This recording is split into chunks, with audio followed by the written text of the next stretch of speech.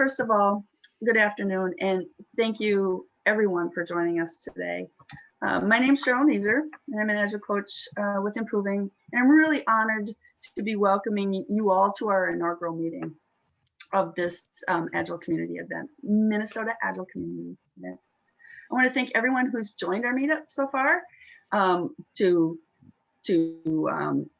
say a thank you to the Fargo Area Learning Network because they're joining with us in Minnesota Agile Community, and the incredible team as well, who's really nurtured the creation of this meetup from concept in early fall until this first event. So as part of that, I want to say thank you to Mark Reichert.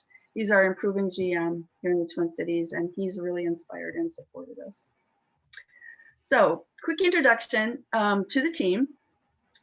There's 6 or 7 of us because we were trying to stay in that, 5 plus or minus 2.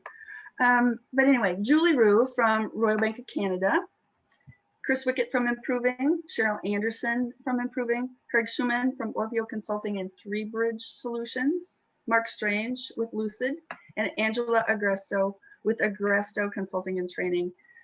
So as well, we have our host tonight, Alyssa Bartlett. She's Improving Sales. She's a connector. She's an Agile enthusiast, and she is really, really supporting us with our production. So I just can't say enough about how she stepped up and came to be a part of this and has really been a supporter for us. So one of the things is there are a number of different Agile groups that are available locally and also with COVID. Now we have them regionally, we have them globally. And so there's a myriad options for people from which to choose.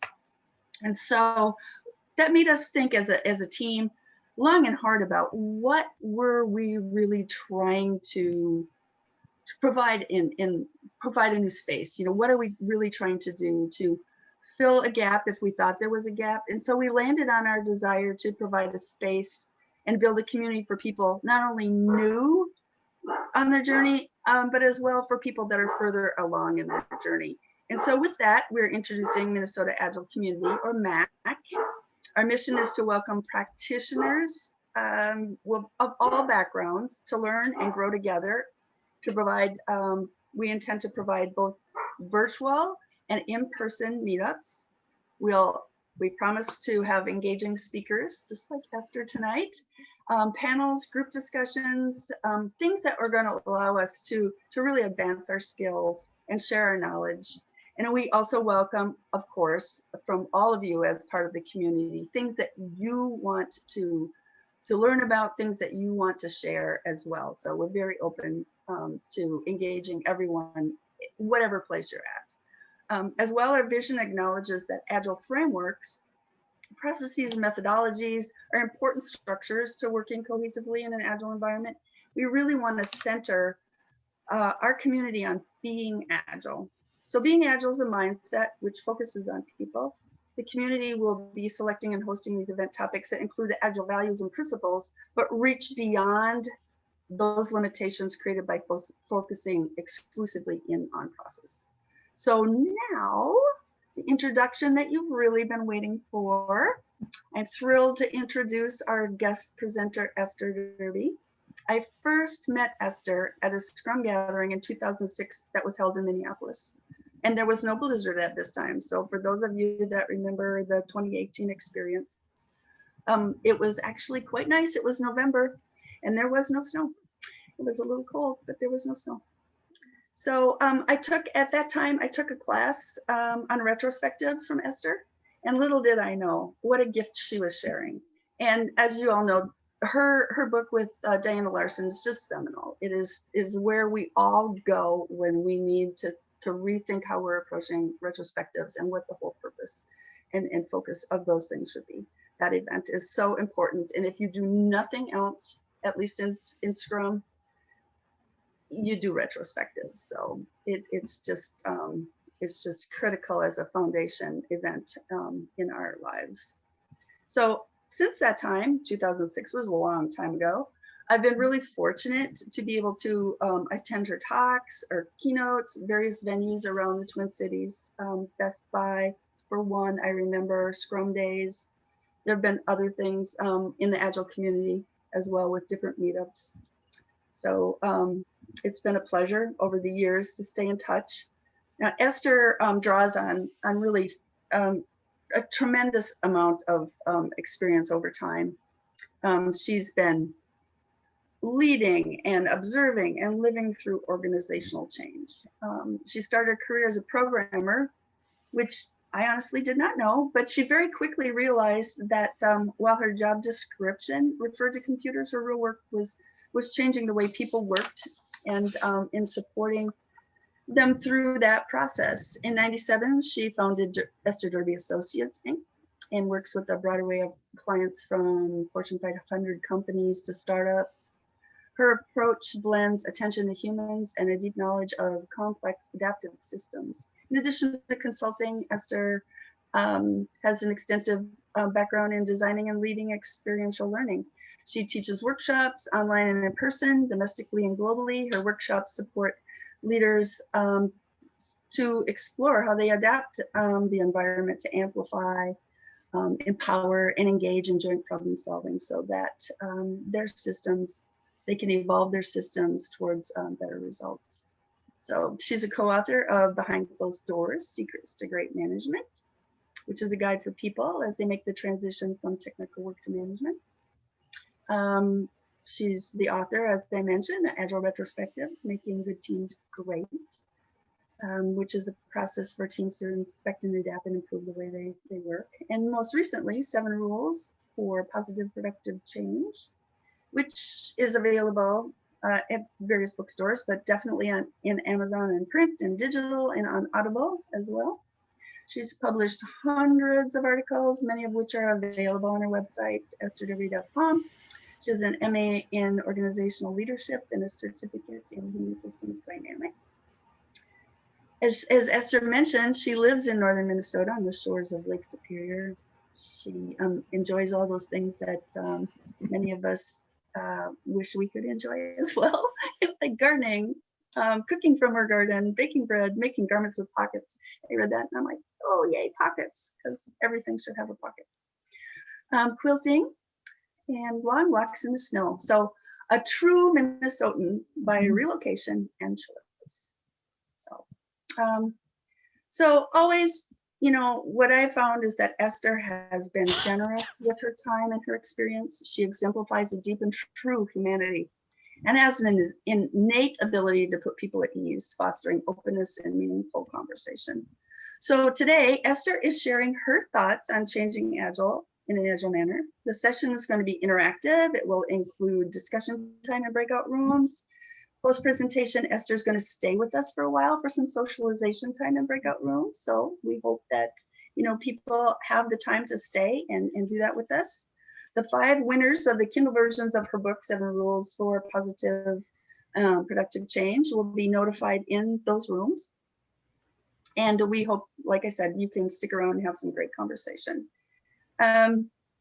And then at the end of Esther's presentation, I just have a few other things to say before we go into the breakout room about our next event and items such as that. So at this point, I am really done talking. And I want you to please join me in welcoming our guest, Esther Derby. Well, thank you for that lovely introduction. You, Cheryl, graciously did not mention the number of decades. Because if she had mentioned the number of decades, you would, you know, that would reveal my age. But I will tell you my favorite programming language, which will also reveal my age. No, I'm not going to tell you. I'm going to let you guess. Maybe somebody knows. What do you think my favorite programming language was? True Basic. COBOL. No. Fortran. Not Assembler. basic. I Assembler. hated Fortran. Assembler. Yay. Oh, Ding, ding, gee. ding, ding, ding. Yeah. RPG was dreadful. Assembler was fun. Why It is was like, well, it's like doing puzzles and you're down there with the bits. You know, you were down there with the bits and you've got a lot of control. Of course, you can't do a lot of the things you can do with the languages and development environments we have now. But anyway, it was another time. And we were solving a different kind of problem. than we are typically solving now. Although I am told I could still get a job as an assembler programmer at any number of Midwestern insurance companies if I wanted to.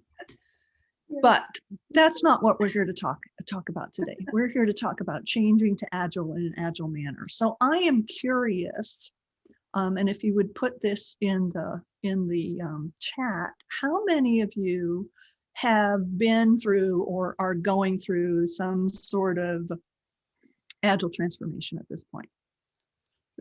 Let's get a sense of it in the chat. Trying to. Yep. Been there currently. Yes, me. Lots of you. Too many to count. Yeah. All right. Big ones. Not all successful. Aren't we all?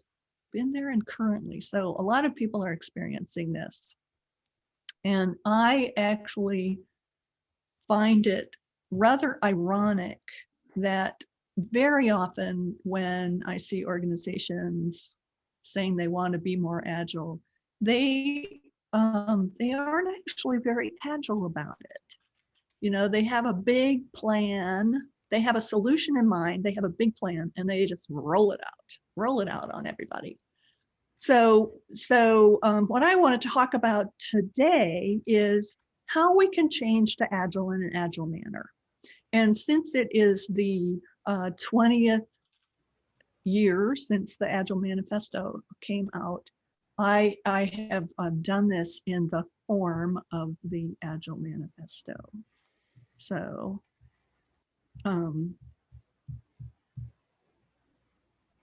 preferring one thing over the other. That's how it's set up in the Agile Manifesto. Through, you know, and through we're developing software, we are discovering new ways. And while we value the things on the left, we value the things. I have trouble with right and left. While we value these things, we value these things more. So in my case, I am going to make some contrasting statements, but I would say it's more like, I recommend this, and this is going to cause you lots of problems. So it's not, you know, it's going to cause you problems. So, all right. And as Cheryl told you, we're going to have some opportunities for discussion within the talk. So I'll be sending you off to breakout rooms so you can have some discussions, and then maybe we'll hear from one or two people when we come back from those. They're going to be pretty short, like 5 minutes, but this is about meeting other people in Minnesota.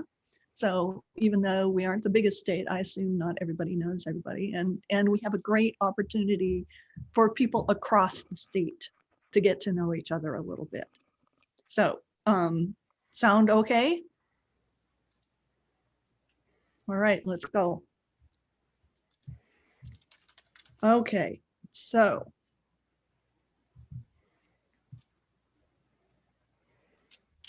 when we change to Agile in an Agile manner, I value responding to what is and to what people need to learn over sticking to a big design upfront rollout plan. Now, most people think that change starts with a vision, but it actually starts with exactly where you are. And you have to deal with that system that you currently have as your starting point. And systems don't jump. They don't jump. And people don't jump either, you know, from having one set of capabilities to being able to do this wildly different thing. So if any of you have been around education or psychology, you may have seen a diagram similar to this. It's sometimes called the zone of proximal development. And it says that you have a certain set of knowledge and capabilities. And then next to them, there are near neighbor capabilities, which you can learn with some support or some coaching or perhaps some training. But then there's this stuff that you don't know and you can't do, and you can't get there in a big leap, generally speaking. Those are aspirational capabilities. So generally, when we start our Agile transformation, we're in that inner circle. You know, these are our current capabilities. These are what we can do now. And what Agile requires of us in order to do it successfully are aspirational capabilities. And to get there, we need to not try to make this big leap. We need to think about what are the near neighbor skills. What are the things that we're close to being able to do? And maybe with a little tweaking or maybe with a little coaching, we can get there, right? And then from there, we'll be able to expand our current capabilities. Our near neighbor capabilities will be further out, will be closer to that aspirational range. And at a certain point, it will continue to get bigger and bigger and bigger until we are in that zone that was once an aspiration. And then at that point, that's our current capability, right? And then we can work on the next set of near neighbor skills, because Agile is not, you know, it's not a destination. It's something you're always working towards. So what's Esther, I'm sorry to interrupt you, but in the interest of being responsive to some needs, there's a little bit of trouble seeing the text on the graphic, which I don't think you need to change anything. I just wanted to check, will this presentation be available? Would these slides be available after the fact to those who attend or not? Or are they a deep, dark secret that I'm never going to give away? Right. Of course they'll be available. I wonder, is it because they're too big or too small, or?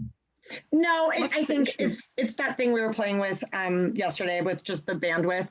It's sort of going in and out of focus. So I just want to rest everyone assured that you will be getting you can have access to these slides afterwards. So definitely more the point is to focus on what Esther's saying, and you don't need to change anything. I just wanted to, and I'm really sorry to interrupt. So what I have noticed is that slides tend to be a little blurry and then they come into focus. It's because I'm using a virtual camera. So what I've just witnessed was some fast feedback and some adjustments. Yay. Most excellent. So now I have to remind myself what I was gonna, oh, okay. So we have to respond to what is, right? So that means we have to think about back chaining what skills are necessary to actually be successful in Agile. For one thing, you know, many organizations really struggle with doing adaptive planning. They are so used to doing big upfront planning that they really struggle with it. And part of it is just a mindset issue and part of it is a skill issue, right? So you have to think about what skills do we actually need to have in place. I mean, we're used to some of the technical skills, right?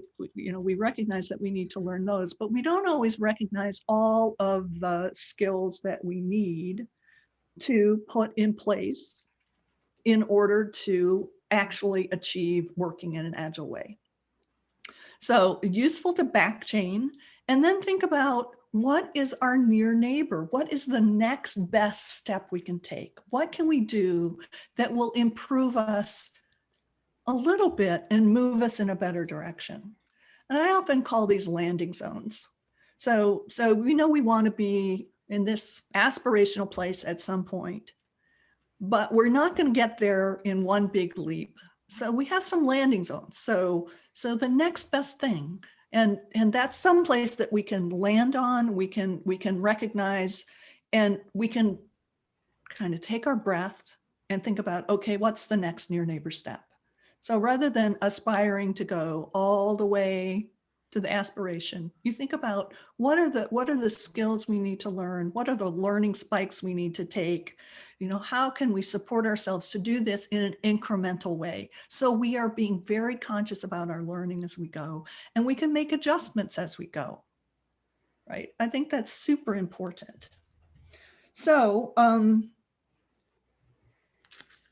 I think this might be a good discussion points. So as you think about where you are in your journey, and I think you're probably all in different places. If you think about back chaining, if you think about, oh, what do we need to learn to be truly agile? And some of it you can't imagine until you're further along the journey. What are the skills that you need to learn? What is the next best step you can take? So not, we have reached nirvana, but for our organization, what would be the next best thing? What would be the improvement that is within our grasp? So should we have a little discussion about that? Acceptance of ambiguity. So Alyssa, are you going to put us into breakout rooms? Yep, I've got them all ready to go and I can open them up. Okay, will I go into one too? You may. I believe that what this will do, is you'll have, I don't think it's going to force you to go. I'm just looking at my settings right now. Esther, how long do you want in the breakout rooms? I think in the interest of time, let's make this a quick discussion because, we've got other stuff to cover. So maybe 5 minutes? There'll be 5 minutes, and then when they close, there'll be a 30-second countdown and it'll bring you back. And then I think you'll have to, I believe that you will have to click on the thing to say join room, but let's just see how this goes. And I am here if there are any issues. And yes, Esther, you will. Oh, and it might be helpful for people to mute. Sorry, I just spotlighted the wrong video. I'm so sorry. You're lovely, Stephen. Thank you. But thank you. Hang on. Yeah, hi, Steve. Best quality. So Esther, you are muted right now. What up, Steve? Here. Up, Steve. I think I'm unmuted now. Now you're unmuted. Yeah, it's set to mute everyone as they come in and out. So actually you were all muted and then maybe, yeah. Please continue. Thank you. Okay. So on to the next.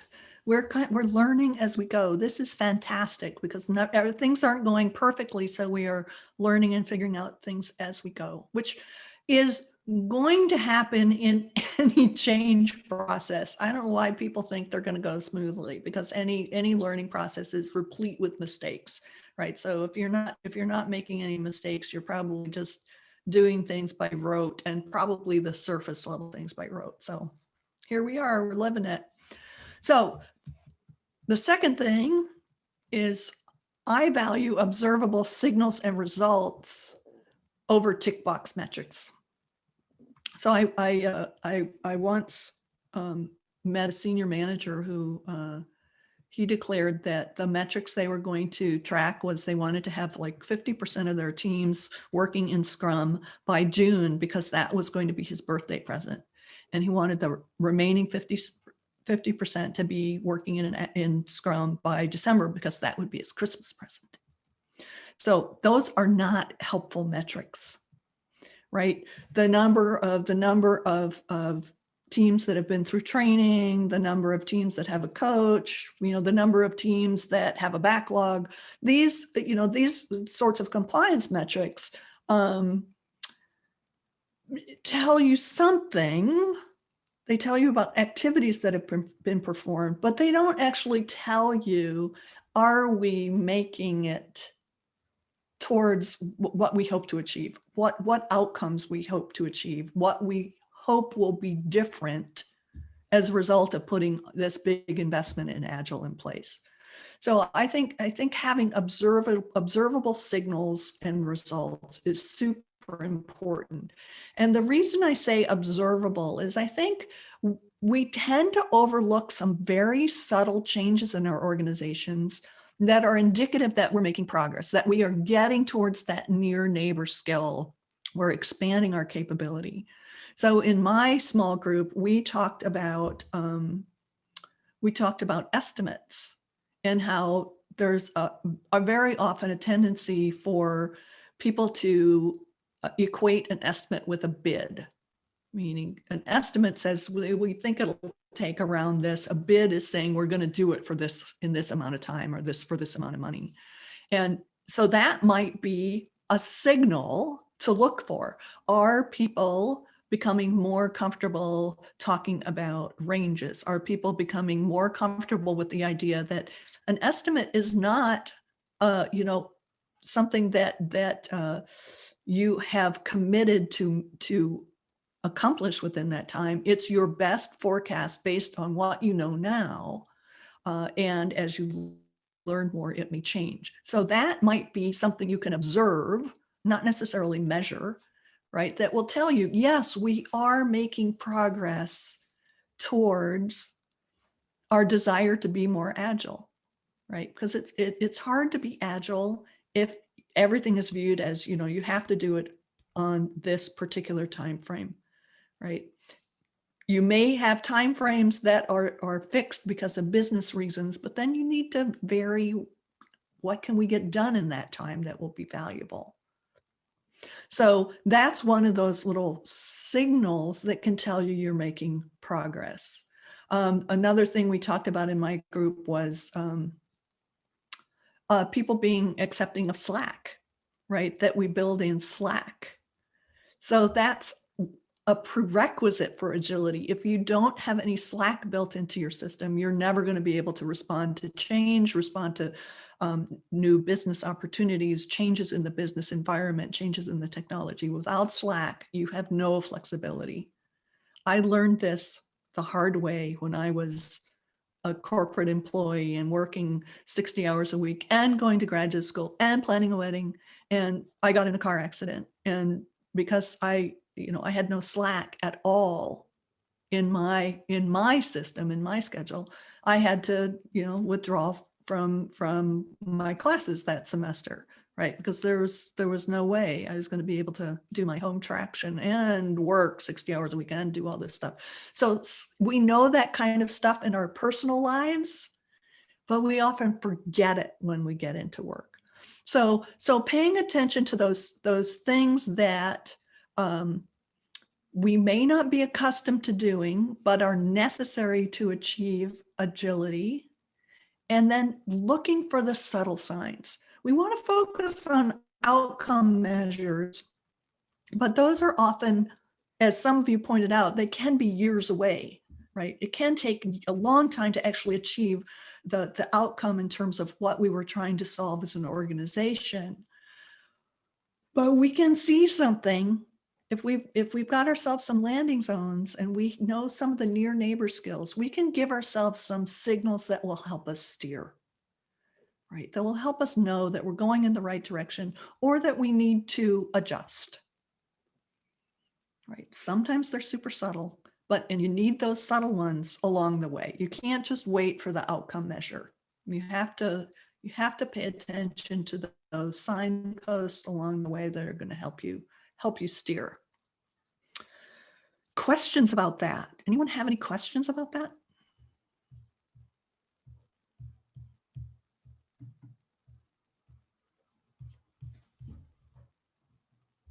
ADCAR told you it would go smoothly. Oh, I'm so sorry.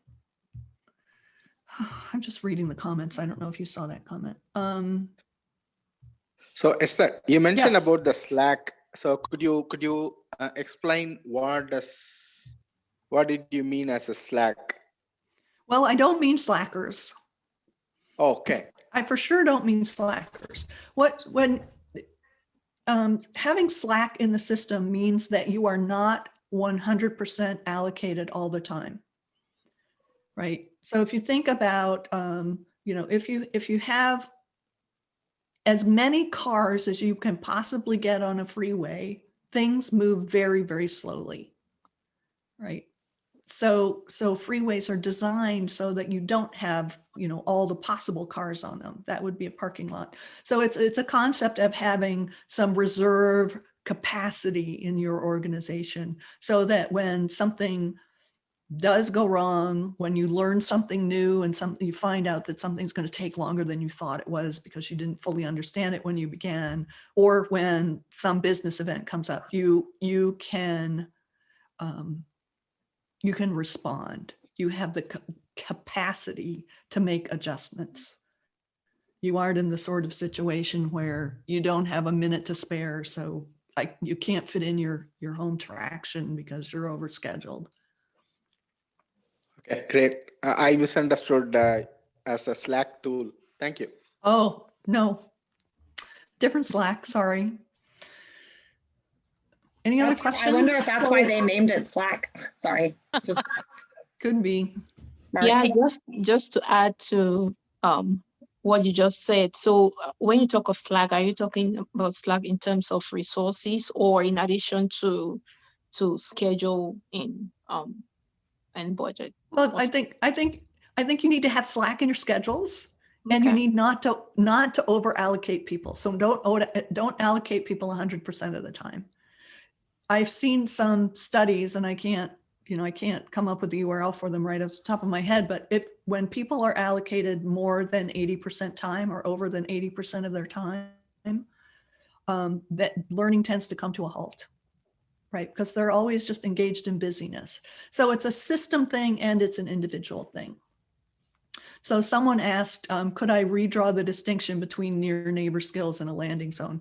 So from the idea of the zone of proximal development, you have your current capacities, and then the things that you can do with some coaching, with some training, with some support are near neighbor skills.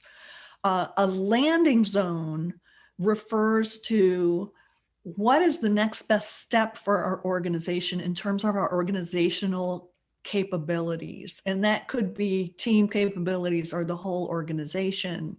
And it often incorporates learning these near neighbor skills. So one is more about your skills, and one is more about, here's where we're hoping to get to. Here's our plan to get there. When we get there, we'll reassess and figure out what our next step was. A searchable log of all communication and all knowledge. That would be nice, wouldn't it? Okay. Yeah, Don Reinerston writes a lot about Slack. I see that in the chat. He is not the easiest read in the world. His writing is very dense and very, very pithy and very deep. You might, if you want to read more about Slack, you might read DeMarco and Lister. They have a book called Slack that's perhaps a little more accessible. How do we judge the right amount of slack when you plan to ensure the signals and results are progressive? I would gather a little data. I mean, so one example is, if your team is both working on features and doing production support, I would gather a little data about what's on an average week or an average 2 weeks, how much time do we spend on production support? And then I would build that much Slack and a little more into my feature plan. So it really depends on your situation. From a utilization standpoint, I'd count on at least 20%. But I'd gather data. I mean, I remember being on projects when the project plan assumed everybody was going to be on task 40 hours a week, and it was fiction. Absolutely, those plans were absolute fiction, because at best people have maybe 5 hours of on task time in a typical corporation. So, Thank you, Derby. You're welcome. Do we have any suggestions on overcoming obstacles where resource managers don't want to reveal their reserved capacity? Well, they have reserved capacity. That's good, I guess. Do you want to hit me? If you want to hit me up on email after this, let's talk about that rather than go into it here. Can you provide some more examples on observable signals? Sure. So one organization I worked with, the first day I met them, the vice president said, "Why aren't these teams accountable?" And he did that chopping motion with his hand. And it turned out that was really common at all the management levels, that anytime something didn't meet the estimate, it was, why aren't these teams accountable? And so I set about inserting different questions in. Like, well, who was present when that commitment was made? Who actually made that commitment? What was the basis of the commitment? Like, well, I wonder what else is going on for that team. And eventually people started responding to those sorts of questions in a less blaming way. And eventually they started asking those questions themselves. So that's not something you could necessarily measure, but you could observe it. Right, you could observe that. With that example, it's almost like there's some anti-patterns or anti-behavior that you're witnessing, and then you're looking for a change in that behavior. So is it a behavior based, or it can be anything, or? It could be anything. I mean, it could be that you start seeing your defects released into production going down because you've been improving your test practices, right? It could be that you are having fewer stories bounce back from the sprint review or the iteration review because you're having more conversations with your customers. Right. So it could be it could be something you can count, but it is often something you could with difficulty count, but it's easier to observe. Okay. Did that I got help? it. Yes. Okay. Thank you. Okay. All right. Should we have another conversation, small group conversation about this one? That might be helpful. There's quite a few questions still in the chat. Okay. Very active group, which is great. But yeah, I mean, a conversation might be helpful because maybe people can ask these questions of each other, and then we can come back, and then people can re-ask their questions if it wasn't answered, perhaps. Oh, here's one. Here's an example. Getting actionable feedback at the sprint review rather than it being strictly a presentation. Yeah, that is observable, and it means you are moving in the right direction. That's a great example. So yeah, let's do 5 minutes. And then someone remind me to hear from the groups when we come, a couple of the groups when we come back. Yep, you got 5 minutes, same as last time, but I shuffled the groups. Okay, Ryan is completely upside down, which is tripping me out. Who is? Ryan Ness, your video is totally upside down. Well, he's not upside down for me. Joey, he's not upside down for me. It happened earlier, yeah. I saw that. Well, Ryan's kind of a little upside down anyway in real life, but I didn't even notice it. Cheryl knows me well, so. After 2020, if you're only upside down, you're doing fine then. Seriously. I'm actually inside out. Is that better? Yep. I did a Zoom meeting for a bunch of 5th, 6th graders, and let me tell you, there were a lot of them that were upside down. So cute.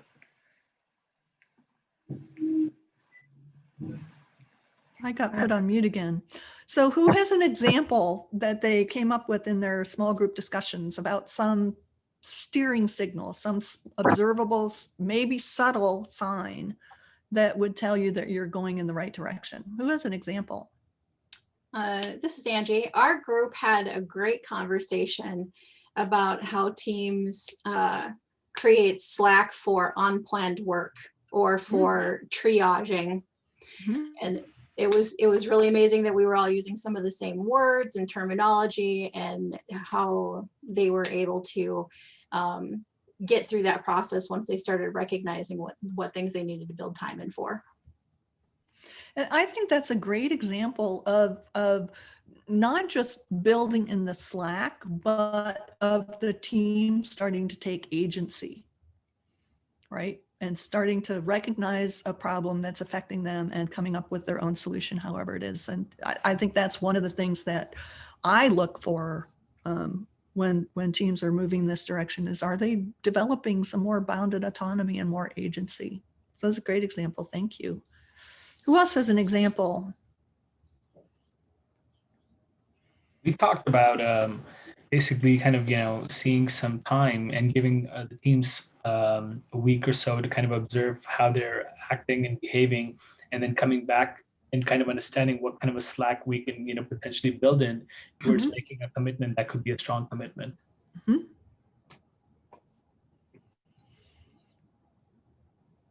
It's a great example. Okay. This is one of the nice things about working from home is we actually get to see some of the and hear some of the wonderful things that are in our homes. So Yeah. yeah, I heard a dog earlier, so that's great. Okay, so my next statement is I value working with motivated individuals and teams over mandating that everybody do the same thing at the same time.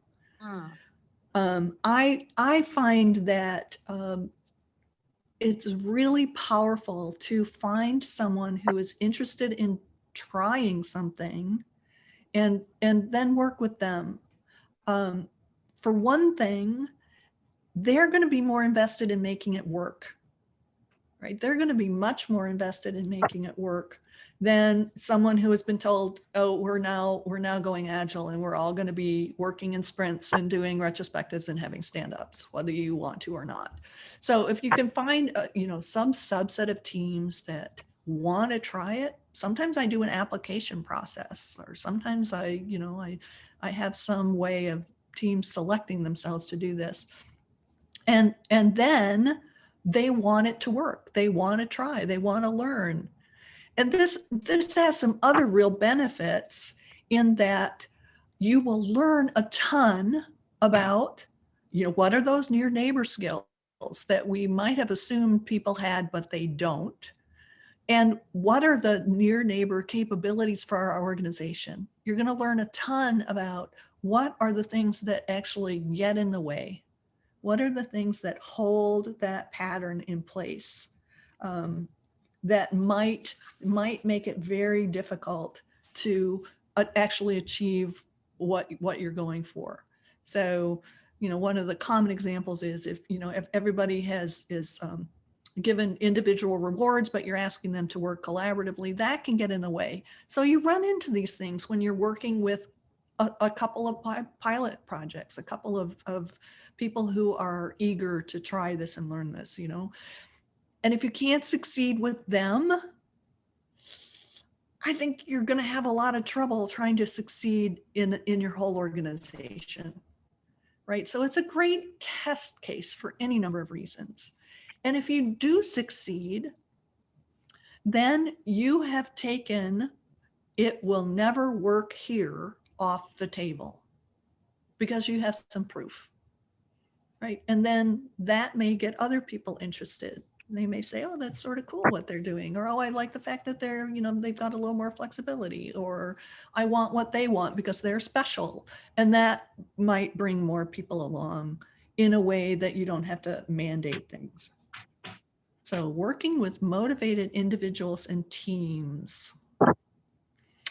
I think in the interest of time, we're not going to do a breakout on this one, but we'll do a breakout after the next one.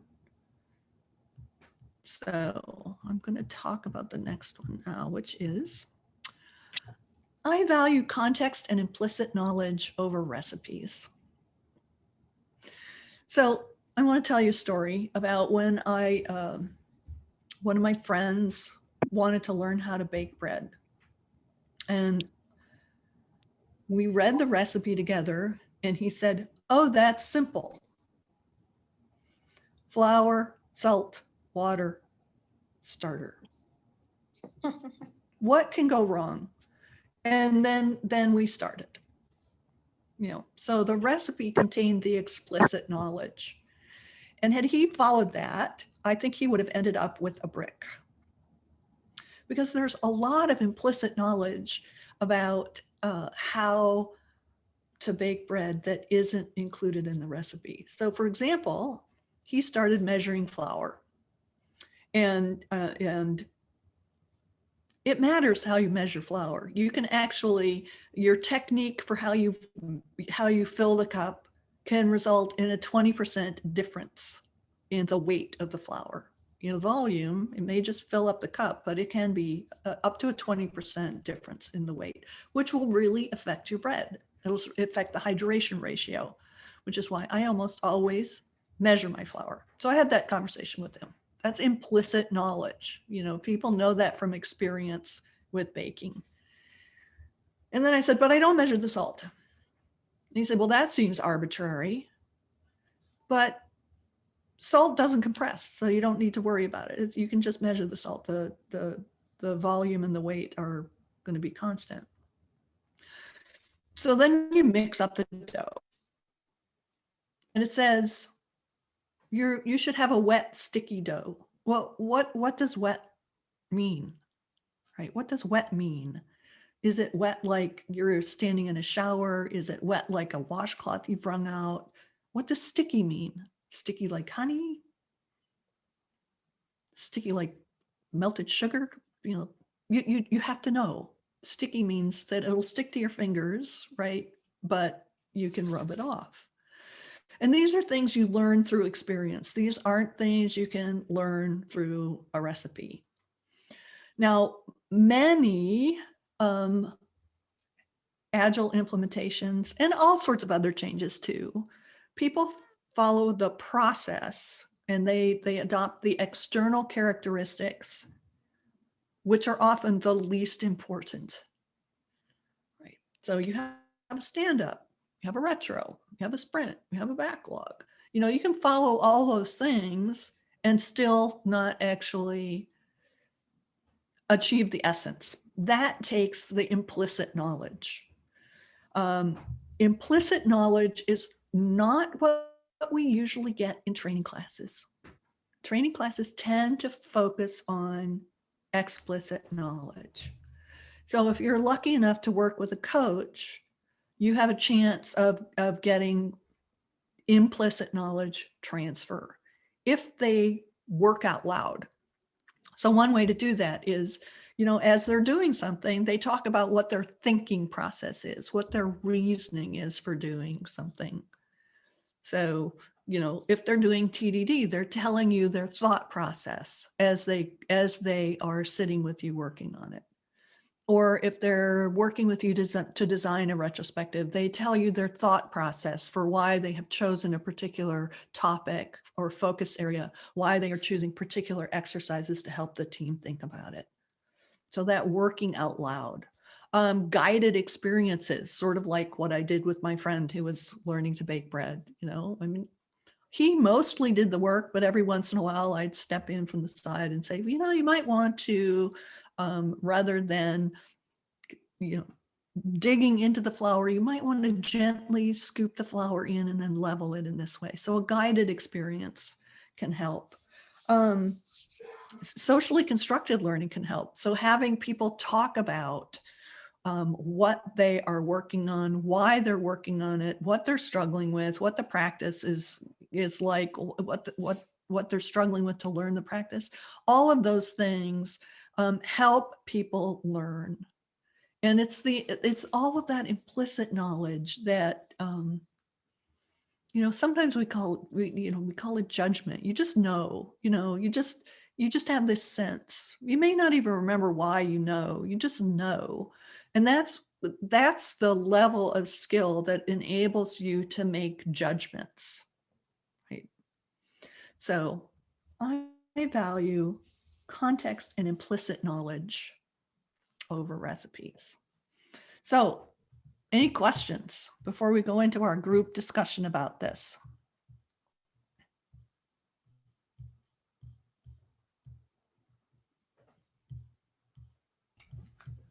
Thinking about it, it could also be applied to, you know, some orgs want to force like some upfront planning for, you know, months out.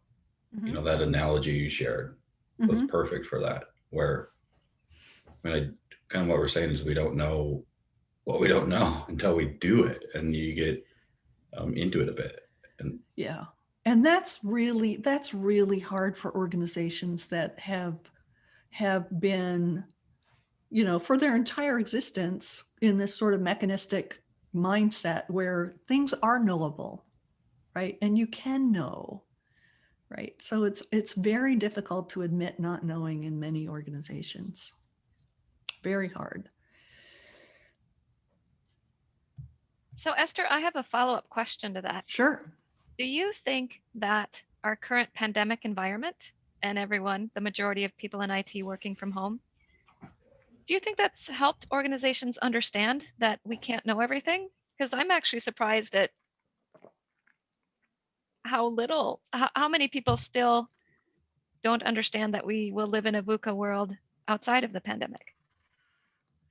I think that when we walk into a system, we take on, unconsciously, we take on the assumptions of that system.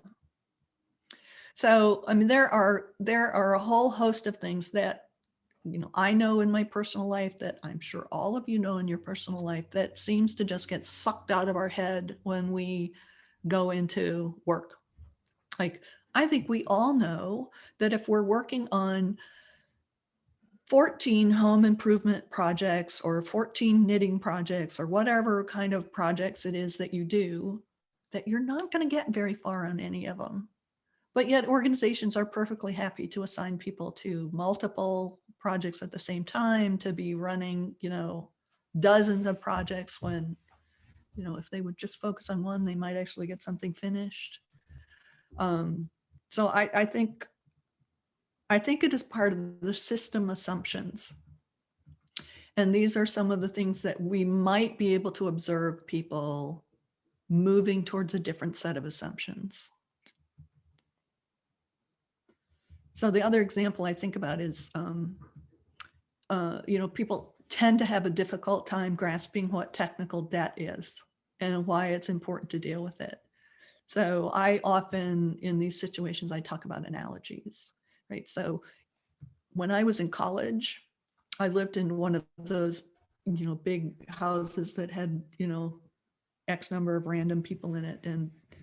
And there were people who washed their dishes after they made a meal, and there were people who didn't. And those of us who washed our dishes finally got tired of cleaning up after the other people, and so we just let it go. And with each meal that was cooked without cleaning up, it became more difficult to get anything done in that kitchen, right? You couldn't get anything done. You had to find something under a pile, and you had to get it out and clean it. And then you had to make yourself some space. And I think that's actually a good analogy for technical debt, but it's one of those things that, you know, people get that analogy, but when they get to work, they don't necessarily understand technical debt. So I think it's a matter of changing system assumptions, right? Because, I mean, we all know that we went through this dramatic change and we had to make all sorts of adjustments, but yet we're already forgetting that because that's not a system assumption. So shall we go? Do we have time to do one more little breakout? Oh, absolutely. I mean, we actually have, this was scheduled until 6, and we were just going to do socializing afterwards. So we're just kind of doing socializing during, which is great. Okay, well, I don't know. Do you guys want to do another breakout? We don't have to. I see one thumb up, and that's all I can see. That's not enough. I enough. see more thumbs. More thumbs are coming. I see a clapping. I see thumbs. Let's do it. Welcome back, everyone. You are all muted upon re-entry into the room. Just FYI. About her, but I think it's nice. That is, everyone's muted except for those on the phone upon re-entry. I don't know why it doesn't do that for the phone, but all right. Let's see, Esther, are you back? I'm back, and I just unmuted myself. Excellent. So, do we have time to hear from a couple people? See, why not? Okay. Yeah. So who had some insights about implicit and explicit knowledge that they want to share? I'm scanning the chat here. I can say that I think implicit knowledge is better learned through like learning it on your own versus, I mean, You can be taught it, but but if you learn lessons as you're doing it, I think it sticks better. Yeah, well, it's hard to write down. Right. You know, it's so that like the sticky dough thing, it's hard to write down. But I learned it just by, you know, making a lot of bread. You know, I've been doing sourdough for many years, on yeast bread. But so yeah, I learned it because I was primarily learning on my own. I did learn it just through trial and error. It's one way to do it, but you can sometimes shorten the learning period if you have sort of guided experiences or people chalk talking. Like I never had anyone, you know, walk me through making a loaf of bread and say, so the dough should see, this is how you want the dough to feel and look. So it is experience-based for sure. I had a funny situation with a client that wanted to have me write down almost every kind of nuance about Agile. And so that they thought that if they had this kind of booklet to refer back to, everything would be okay. And I had to explain it to them, just as like you said, that, you know, it's going to be based on situations, and there's no way that I can write a definitive Agile playbook for you. And even if you had written it down, it might not have worked in a different context. Right. Right. And failing actually is probably one of the best ways of learning. Well, it's inevitable when we're learning, right? We're bound to make mistakes, you know. So it's just part of it. I think a critical thing, this isn't something that we discuss, but thinking through it and implicit knowledge and how much there can be to try and describe and also taking into consideration, you know, context matters, is focusing on the outcomes of what a given event or engagement is looking for. So as you talked about, you know, yeah, you can have the ABCs of a stand up or planning or what have you, but if you think about the outcomes that that engagement has, is trying to get out of it, then that will enable people with the context that they have to figure out their own way to get there. Mm-hmm.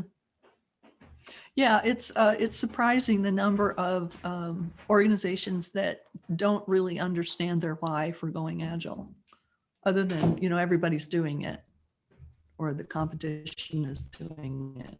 So I agree, having that why helps. Okay.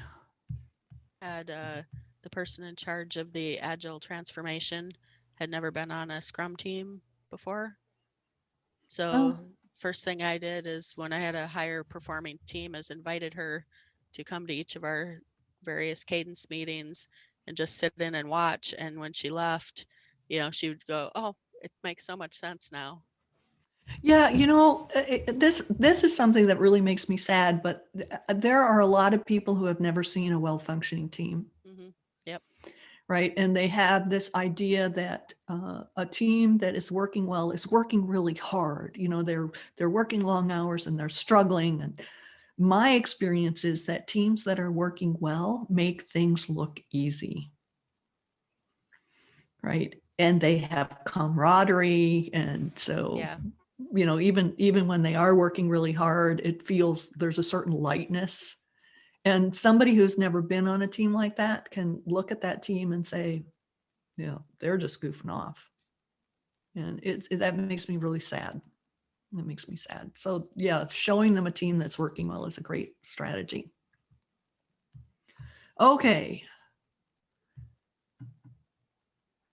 2 more.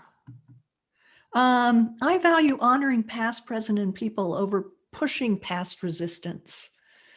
Someone put ADKAR in the chat early on, and ADKAR is actually a recognized informal change method, and part of it is having a plan to overcome resistance.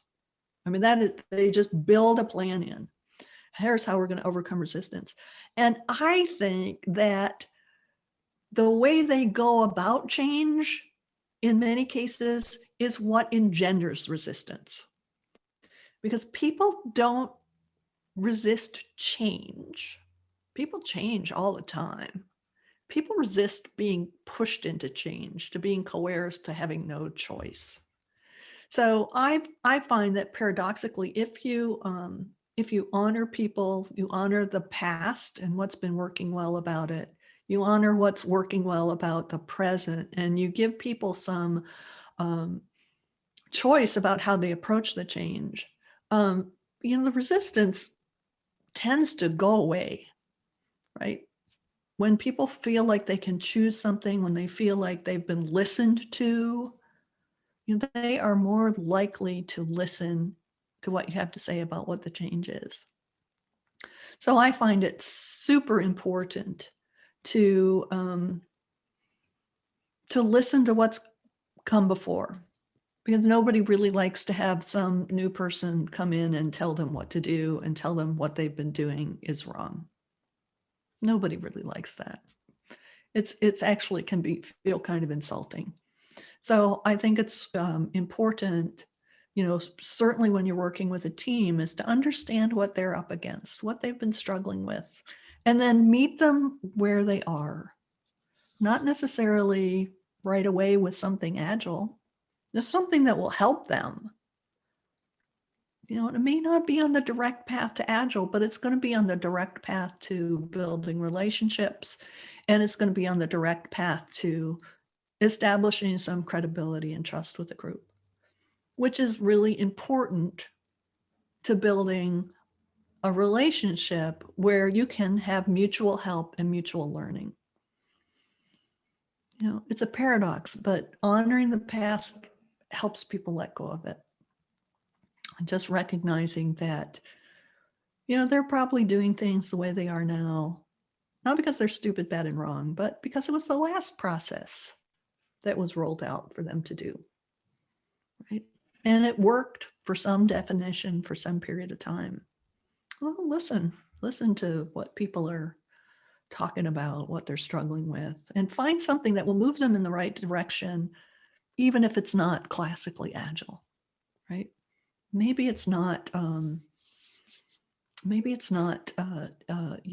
making sure that they're doing or they're retrospective properly. Maybe it's helping them just learn to make better decisions in any context, right? So find some small thing, and you will find that resistance is not such a big thing. It's not such a big thing. And when you pay attention to all of these things, you will find that you are creating the conditions for change instead of simply layering a new process on your existing system.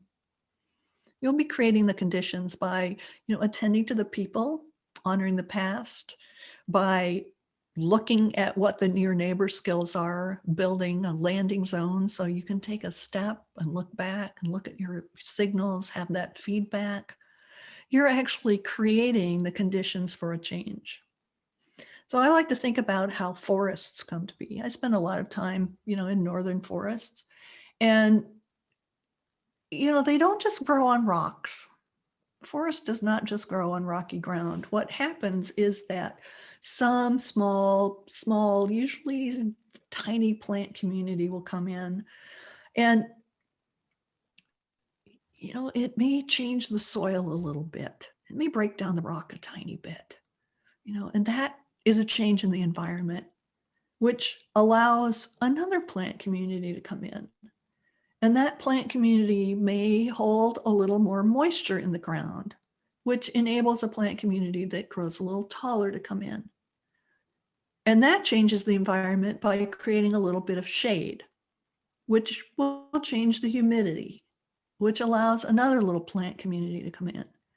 And that keeps going until you have a forest. And I think that's a useful way to think about approaching changing to agile in an agile manner.